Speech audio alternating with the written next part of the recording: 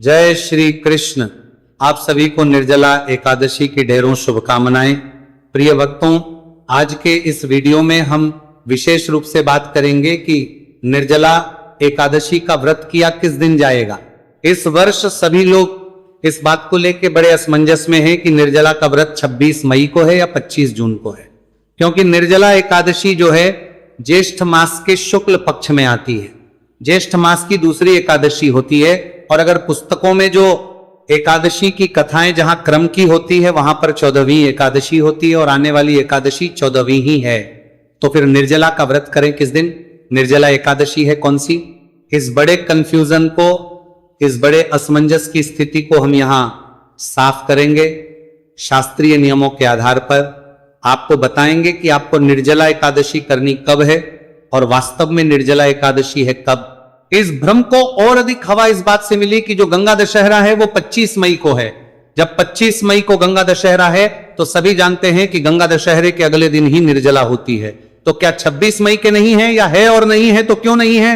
इन सभी प्रश्नों के उत्तर मैं आज के इस वीडियो में दूंगा आपको। साथ ही आपको बताऊंगा कि निर्जला एकादशी के व्रत में जो सबसे बड़ा प्रश्न है जल का, कि जल कब से छोड़ना है, अर्थात कब, किस समय के बाद जल नहीं पीना। रात्रि को 12 बजे के बाद नहीं पीना, सुबह ब्रह्म मुहूर्त के बाद नहीं पीना। ये इस व्रत का नियम क्या है, इस व्रत के जो नियम है वो शुरू कितने बजे से होते हैं, ये निर्धारण कैसे होता है, ये जानकारी देंगे। जो प्रभु के भक्त व्रत नहीं कर सकते, क्या उन्हें ये एकादशी नहीं करनी चाहिए क्या? और अगर करनी चाहिए तो कैसे वो कर सकते हैं, कैसे वो पुण्य लाभ ले सकते हैं? और जो इस एकादशी पर दिए जाने वाले दान हैं उनमें सबसे महत्वपूर्ण क्या है, कैसे इस व्रत को करना चाहिए, पारण इसका कब होता है, आहार में इसमें हमें क्या खाना चाहिए, और अन्य नियम इस एकादशी के क्या रहेंगे जो दशमी तिथि से आरंभ हो जाएंगे। इस प्रकार से संपूर्ण विस्तृत जानकारी में आपको आने वाली निर्जला एकादशी के विषय में इस वीडियो के माध्यम से प्रदान करूंगा। आपसे निवेदन केवल इतना है कि वीडियो यदि थोड़ा सा भी उपयोगी लगे तो एक बार लाइक अवश्य कीजिएगा और जितना हो सके शेयर कीजिएगा, क्योंकि ये जो प्रश्न है ना ये सबके मन में है, ये कंफ्यूजन सबको है।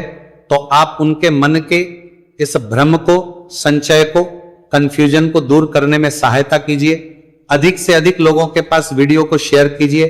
चैनल पर नए हैं तो सब्सक्राइब कीजिएगा, क्योंकि एक प्रतिष्ठित ज्योतिष संस्थान का चैनल है। आइए प्रिय भक्तों, जानकारी आरंभ करते हैं। निर्जला एकादशी, निर्जला एकादशी जिसका व्रत मुख्य रूप से निर्जल ही किया जाता है, जैसा कि इसके नाम से ही ज्ञात होता है। ये ज्येष्ठ मास के शुक्ल पक्ष की एकादशी कही गई है।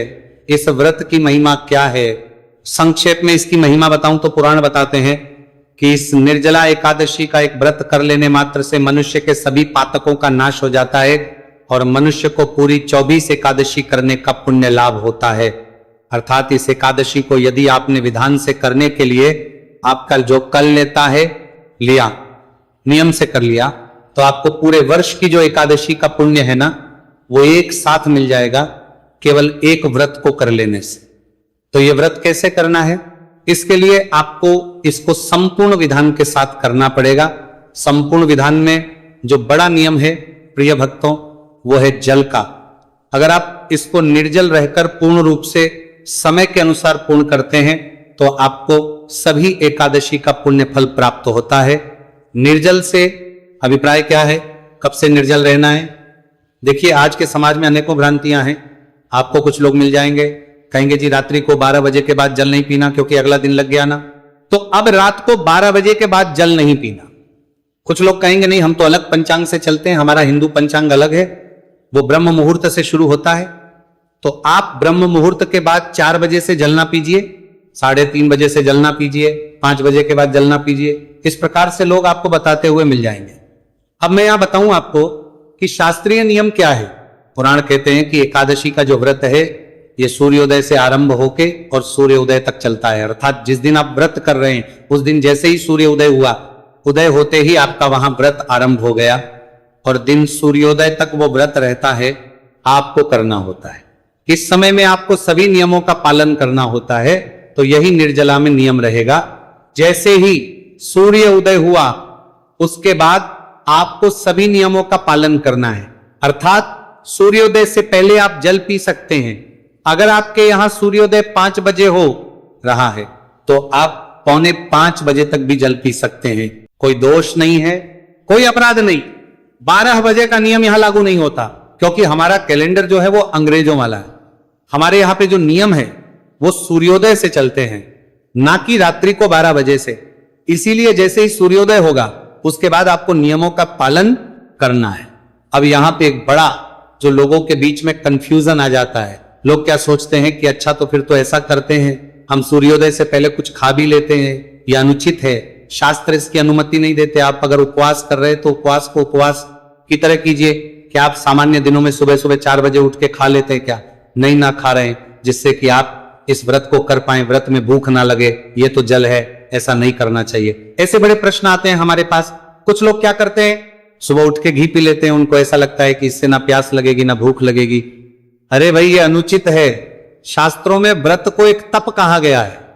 यह कैसा तप है जहां आप अपने शरीर को पीड़ा नहीं देना चाहते, कष्ट नहीं देना चाहते। कैसा तप है ये? इसीलिए खाना कुछ नहीं है, केवल जल के लिए यह नियम बताया गया है कि आप जल सुबह पी सकते हैं सूर्योदय से पहले तक। आशा करता हूं ये आपको इसका उत्तर प्राप्त हो गया होगा। यह संपूर्ण जानकारी शास्त्रों में वर्णित है, नियमों में वर्णित है, वहां से मैंने आपको बताई है। दूसरा जो बड़ा प्रश्न आ रहा है वो ये कि अब अधिकतर लोग तो निर्जला व्रत कर नहीं सकते, क्योंकि एक तो गर्मी में आती है ये एकादशी। अब सबको, किसी को ऑफिस जाना है, किसी को अपना रोजगार देखना है, अनेकों काम है। अब अगर निर्जल इस व्रत को ना कर पाए कोई, तो और क्या विधान है? क्या उनको ये एकादशी करनी चाहिए या छूट देनी चाहिए? या अगर आप किसी और विधि से करते हैं तो कोई दोष तो नहीं लगेगा? प्रिय भक्तों, शास्त्र कहते हैं कि आपको एकादशी निश्चित रूप से करनी चाहिए। अगर आप एकादशी का निर्जल व्रत ना कर पाए तो आप जल पीते हुए कीजिए, अपराध नहीं है, केवल उसका जो पुण्य रहेगा ना वो थोड़ा कम रहेगा। निर्जल जब आप करते हैं तो आपको वो पुण्य प्राप्त होता है, जिससे कि आपको सभी एकादशी का पुण्य प्राप्त हो जाता है। ये सर्वाधिक पुण्य देने वाला नियम है। जब आप निर्जल रह के एकादशी का व्रत करते हैं तो आपको 24 एकादशी का पुण्य प्राप्त हो जाता है। अगर आप जल पीते हुए करेंगे तो आपको 24 का तो नहीं होगा, लेकिन एकादशी को करने का पुण्य लाभ अवश्य होगा। तीसरा, आप इसको अन्य एकादशी की तरह भी कर सकते हैं, क्योंकि हो सकता है बहुत से लोग ऐसे भी हो कि नहीं जी अब हमें कुछ तो खाना ही पड़ेगा, फल खाने पड़ेंगे या दूध पीना पड़ेगा, कुछ ना कुछ आहार देना पड़ेगा। कारण क्या है कि लोगों की बहुत सारी दवाइयां चल रही होती हैं। आज के समय में अनेकों परेशानियां हैं जीवन में, तो ऐसे में लोगों के मन में यही प्रश्न आता है कि बिना खाए तो ऐसी अवस्था में कोई दिक्कत नहीं है, कोई परेशानी नहीं है। आप इसको अन्य एकादशी की तरह फल खाते हुए, दूध लेते हुए कर सकते हैं। बहुत से लोग सिंघाड़े का प्रयोग करते हैं, उसे जो भी असामग्री बनाते हैं उसका भोजन करते हैं, वो भी आप कर सकते हैं। इस विधि से भी आप इसका व्रत कर सकते हैं। हाँ, कुछ चीजों का आपको त्याग रखना है, जैसे नमक आपको नहीं खाना चाहिए एकादशी में। मैं तो कहता हूं किसी भी प्रकार का नमक नहीं खाना चाहिए। कुछ लोग सेंधा नमक के नाम पे, व्रत वाले नमक के नाम पे जो खाते हैं वो भी नहीं खाना चाहिए। नमक नहीं खाना चाहिए, मिर्च नहीं खानी चाहिए। सबसे उत्तम है निर्जल रहते हुए बिना कुछ खाए पिए इस व्रत को किया जाए। दूसरा है कि बिना कुछ खाए पिए पर जल पीते हुए इसको किया जाए। तीसरा है कि फल खाते हुए, जल तो आप पी ही रहे हैं, फल आहार करते हुए, फल या दूध का सेवन करते हुए इस व्रत को किया जाए। उसके बाद चतुर्थ श्रेणी में आता है कि आप कुट्टू, सावक, सिंघाड़े आदि से पूड़ी, पकौड़े जो भी बनाते हैं वो बनाएं और वो सबका सेवन करें। इसमें एक चीज ध्यान देने वाली बात यह है, मैंने पीछे भी शास्त्रों से जानकारी जब दी थी, वर्णन बताया था श्लोक कि एकादशी का जो पुण्य है ना वो उसके कठिनता पर है कि आप कितना कठिन व्रत कर रहे हैं। जितने अधिक कठिन नियमों का पालन करते हुए व्रत करते हैं उतना अधिक पुण्य प्राप्त होता है। आपका पुण्य जो है वो आपके आहार के अनुसार घटता चला जाता है। जो आप सामान्य एकादशी में सब कुछ खाते पीते जो व्रत करते हैं ना, इससे केवल आपको 25% पुण्य ही प्राप्त होता है। फिर लोग कहते हैं जी हम इतने समय से एकादशी कर रहे हैं। देखिए, हमारी तो ये इच्छाएं पूरी नहीं हो रही, संकट दूर नहीं हुए, ठीक है, लेकिन आप ये तो देखिए ना कि जो विधान कहा गया है एकादशी का वो क्या है। इसीलिए आप जैसा व्रत करेंगे वैसा आपको पुण्य है, पर यह नहीं है कि आपको पुण्य नहीं मिलेगा, इसीलिए आपको व्रत अवश्य रूप से करना चाहिए। एक बड़ा प्रश्न आप सबकी ओर से हमारे पास ये आया कि पंडित जी हमारी दवाइयां चल रही होती हैं तो क्या हम दवाई ले सकते हैं? देखो, जो लोग निर्जल व्रत कर रहे हैं ना उनके लिए भी बात बताऊंगा, और जो लोग कर रहे हैं जल पीते हुए कर रहे हैं उनके लिए भी शास्त्र और पुराणों में वर्णन है कि औषधीय के लिए कोई भी रुकावट नहीं है, किसी प्रकार का ये अपराध नहीं है। औषधि आपको अवश्य रूप से लेनी चाहिए, औषधि लेने में कोई मना ही नहीं है। आप कहेंगे जी निर्जल व्रत है तो जल से ही औषधि ली जाती है। हाँ, औषधि के लिए आप जल का पान कर सकते हैं, उससे आपका निर्जल व्रत भी खंडित नहीं होता। ये शास्त्र कहते हैं, मैं अपने आप से नहीं बोल रहा हूं, पुराणों में वर्णन है इसका।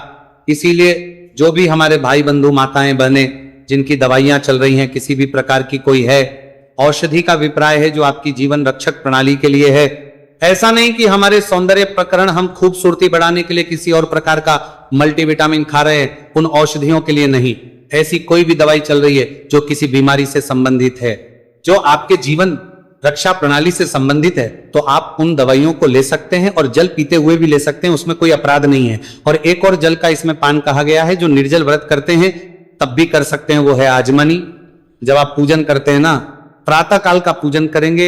एकादशी को मैं सदा विधान बताता हूं, पूजा विधि भी बताता हूं।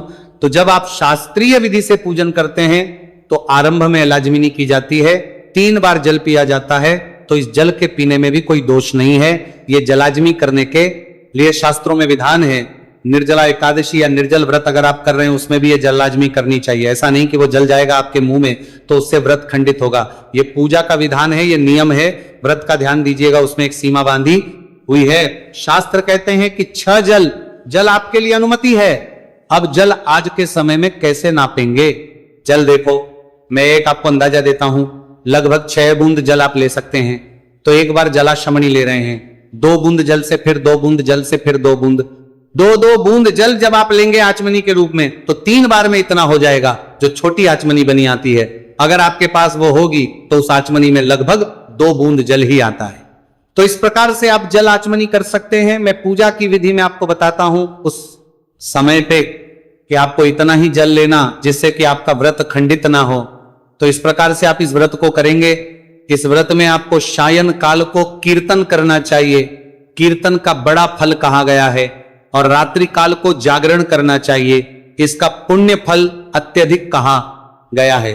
कीर्तन अगर आपके आसपास मंदिर है तो वहां होते होंगे, आप वहां जा सकते हैं। अगर आसपास मंदिर नहीं है, कीर्तन नहीं होते हैं, तो मैं आपको एकादशी पर एक वीडियो बनाता हूं जिसमें वो सभी स्रोत और पाठ होते हैं जो आपको एकादशी का पुण्य फल देते हैं। भगवान नारायण स्वयं कहते हैं कि या तो मनुष्य को नाच गा के कीर्तन करना चाहिए, अन्यथा इन स्तोत्र पाठ को सुन के वह कीर्तन का पुण्य फल प्राप्त कर सकता है, या इनको पढ़ के। तो मैं आपके लिए एक ही वीडियो में वो सारे स्रोत और पाठ अपलोड कर देता हूं, जिससे कि आप उनको सुन के घर बैठे कीर्तन का लाभ ले पाते हैं। और उन्हीं में से स्रोत और पाठ जो है वो रात्रि जागरण को सुनना परम होता है, तो रात्रि जागरण को भी आपको उस वीडियो का लाभ लेना चाहिए। जो भी हमारे साथ भक्तगण व्हाट्सएप के माध्यम से जुड़े हैं उन सबको वो सीधा भेज दिया जाता है। प्रत्येक एकादशी पर आपको उसका खूब लाभ लेना चाहिए। और अगले दिन सूर्योदय से पहले आपको उठना चाहिए और व्रत का पारण पूजन करना चाहिए। पूजन करने के बाद ब्राह्मण को दान दक्षिणा आदि देने के बाद फिर आपको व्रत का पारण करना चाहिए। यह विधान है। इस निर्जला एकादशी को करने का पारण की विधि क्या है, पारण कैसे करना है, इसकी जानकारी मैं समय आने पर आपको अलग से वीडियो के माध्यम से दे दूंगा। और पूजा विधि क्या है इसकी जानकारी भी मैं आपको अलग से पूजा विधि के वीडियो में दे दूंगा। निर्जला एकादशी के और बहुत से वीडियो अभी आने वाले हैं। अब मूल विषय पे आते हैं कि व्रत आपको करना कब है। प्रिय भक्तों, शास्त्र कहते हैं कि निर्जला एकादशी का जो व्रत है ये ज्येष्ठ मास के शुक्ल पक्ष की एकादशी को किया जाता है। ज्येष्ठ मास के शुक्ल पक्ष की एकादशी को इसी दिन यह व्रत पान में भीम ने किया था, बाकी पांडवों ने किया था। इसीलिए इसको भीम एकादशी या पांडव एकादशी के नाम से भी जाना जाता है। यही वो दिन होता है जब वो योग बनते हैं, वो नक्षत्र होते हैं जो इसको सर्वाधिक कल्याणकारी बनाते हैं। बहुत से दर्शक कहेंगे पंडित जी शुक्ल पक्ष तो आरंभ हो ही गया है, क्योंकि अमावस्या निकल गई। अमावस्या के बाद जो पक्ष आता है वो शुक्ल पक्ष होता है। निश्चित रूप से अमावस्या के बाद शुक्ल पक्ष होता है। लेकिन आप सभी जानते हैं कि इस वर्ष अधिक मास है, और अधिक मास की जो है ना वो ऐसे की जाती है कि वो माह के मध्य से शुरू होता है, क्योंकि अधिक मास सदैव शुक्ल पक्ष से शुरू होता है। शास्त्र और पुराण यही वर्णन करते हैं। तो जैसे ही ज्येष्ठ मास शुरू हुआ, पहले 15 दिन कृष्ण पक्ष के गए और फिर अमावस्या आई। अमावस्या के अगले दिन से अधिक मास आरंभ हो गया। इसी कारण से 13वीं जो एकादशी थी अपरा, वो तो निकल गई ज्येष्ठ कृष्णा। लेकिन ज्येष्ठ शुक्ल जो निर्जला एकादशी है वो अभी नहीं होगी, वो एकादशी मास समाप्त होने के बाद आएगी, क्योंकि अधिक मास की अपनी दो अलग एकादशियां है, उनका अलग विधान है, अलग नियम है। इसके विषय में मैंने जानकारी आपको अपलोड कर दी है, उसका लाभ लीजिएगा कि ये जो एकादशी है अधिक मास की, ये किस प्रकार से करनी है। आने वाली एकादशी है पद्मिनी एकादशी, जो कि व्रत किया जाएगा 27 तारीख को, 26 तारीख को सूर्य के मुख से एकादशी है, पर इसका व्रत 27 को अधिक उत्तम है। वो मैंने उस वीडियो में विस्तार से समझाया, उसको समझिएगा कि क्यों 27 को करना है। प्रत्येक एकादशी के अपने नियम और होते हैं, उस विधान के अनुसार वो जानकारी है। तो निर्जला एकादशी का जो व्रत है वो जून में ही किया जाएगा, 25 जून को। अब जो आपका बड़ा एक और प्रश्न ये था कि फिर ये जो दशहरा है, गंगा दशहरा, वो अभी क्यों है, उसको अधिक मास में क्यों किया जा रहा है? तो उसके विषय में विधान ये कहता है कि एक तो अधिक मास में दशहरा अलग से नहीं वर्णित किया गया है, दूसरा शास्त्र कहते हैं ज्येष्ठे मलमासय सती तत्वैव दशहरा कारानाथ शुद्धि, अर्थात ज्येष्ठ अधिक मास मलमास यदि हो तो ज्येष्ठ अधिक मास मलमास में होने पर गंगा दशहरा उसी में करना चाहिए, शुद्ध द्वितीय ज्येष्ठ में नहीं करना चाहिए। ऐसा शास्त्र की अनुमति है। शास्त्र का कहना है कि अगर अधिक मास मिल रहा है और गंगा दशहरा आ रहा है, अर्थात ज्येष्ठ मास में अधिक मास है, तो आपको अधिक मास में जो दशहरा आ रहा है, शुक्ल पक्ष की जो दशमी तिथि आ रही है, उस दिन आपको गंगा दशहरा मनाना चाहिए, ना कि आपको की प्रतीक्षा करनी चाहिए। इसीलिए गंगा दशहरा जो है वो इस वर्ष मई 25 को है, और निर्जला एकादशी का जो व्रत है वो उसे लगभग 1 महीने बाद 25 जून को रखा जाएगा। ये थी जानकारी निर्जला एकादशी से संबंधित। आशा करता हूं कि आपका भ्रम दूर हो गया होगा। आपको हमारे द्वारा दी गई जानकारी कैसी लगती है, अवश्य कमेंट बॉक्स में लिख के बताइएगा। कोई सुझाव हो रहा है हो तो अवश्य दीजिएगा। चैनल पर नए हैं तो सब्सक्राइब करते जाइएगा, क्योंकि यह प्रतिष्ठित ज्योतिष संस्थान का चैनल है। यहां सब जानकारियां ज्योतिष शास्त्र के आधार पर दी जाती है। भगवान नारायण सब पर कृपा करें। हरे कृष्णा।